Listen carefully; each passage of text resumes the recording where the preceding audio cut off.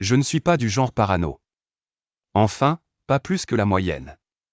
Mais ce soir-là, à Versailles, je me suis demandé si j'étais tombé dans un univers parallèle, un délire dystopique ou juste dans le pire canular de l'histoire. 18h50, j'entre dans un café. Un bar banal, classique, avec son comptoir en bois fatigué, ses tables un peu collantes et ce serveur qui te jette un regard blasé quand tu commandes un café à une heure où tout le monde attaque le Ricard. Moi, naïf, j'attends mon pote qui, quelques minutes plus tard, m'envoie un SMS, « Mec, désolé, je peux pas venir. » Une galère. Bon. Déception, mais rien de grave. J'allais boire mon café et rentrer chez moi. Sauf que, quelques instants après, un bruit sec retentit. Le rideau du café se ferme brutalement, plongeant la salle dans une ambiance tamisée bien trop intime pour être honnête. Je fronce les sourcils. Puis, d'un coup, bam. Des drapeaux s'abattent des murs. Pas des drapeaux de foot, ni ceux d'une quelconque fête médiévale. Non, non. Des drapeaux à croix gammée. J'ai failli recracher mon café. J'ai regardé autour de moi, cherchant une caméra cachée, un étudiant en cinéma en train de tourner son court-métrage bien trop audacieux. Mais non. Les visages autour de moi étaient sérieux. Voire exaltés. Là, mon cerveau a hurlé, putain, cours, mais mon corps, lui, était trop occupé à se pétrifier sur place. Et c'est là que le spectacle commence. Un type monte sur une estrade improvisée. Petit, nerveux, une moustache ridicule. Non, ce n'est pas le sosie officiel du mec à la mèche douteuse, mais l'intention y est. Il prend une grande inspiration et commence son discours. Un flot de paroles abjectes, un charabia fanatique ponctué de « Sigel » scandé par l'assemblée. Moi, j'essaie de respirer normalement, de ne pas me faire remarquer.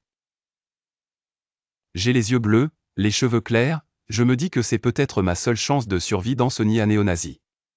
Les minutes s'égrènent. Il parle de pureté, de dégénérescence, de reconquête. Des phrases que tu penses ne jamais entendre en vrai sauf dans un documentaire sur la Seconde Guerre mondiale. Et puis, la cerise sur le gâteau, un hymne à la gloire du Führer.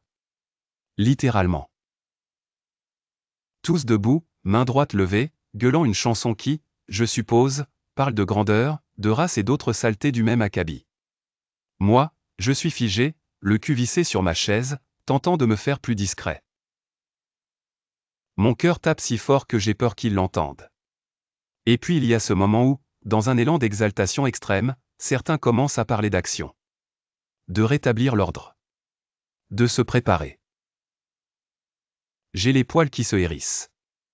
Là, ce n'est plus un club de débiles nostalgiques, c'est une réunion stratégique. Mon café est froid. Moi, je suis en sueur. Il faut que je sorte. Mais comment ? J'imagine mal me lever et annoncer, bon les gars, super ambiance, mais j'ai un métro à prendre. Bonne soirée. Alors, je fais ce que je sais faire de mieux, l'invisibilité sociale. J'attends un moment de relâchement. Un mec qui rigole trop fort, un serveur qui s'approche. Et là, tout doucement, je glisse sous la table et je me faufile vers l'arrière du café. Direction les toilettes.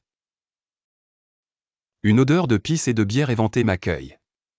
J'inspire, déverrouille une fenêtre, et avec la grâce d'un éléphant bourré, je me hisse dehors. Quand mes pieds touchent le sol, je ne demande pas mon reste. Je cours. Loin. Très loin. En rentrant chez moi, je me suis demandé, comment c'est possible ? Comment, en 2003, en plein cœur de la France, un café peut devenir le théâtre d'une reconstitution du Troisième Reich sans que personne ne bronche ? Comment ces types-là peuvent s'organiser en toute impunité, pendant que d'autres se font tomber dessus pour un mot mal interprété ? On dit souvent qu'on a touché le fond. Mais là, on est carrément en train de creuser. Morale de l'histoire ? Toujours vérifier le lieu avant d'accepter un rencard. Surtout si c'est à Versailles.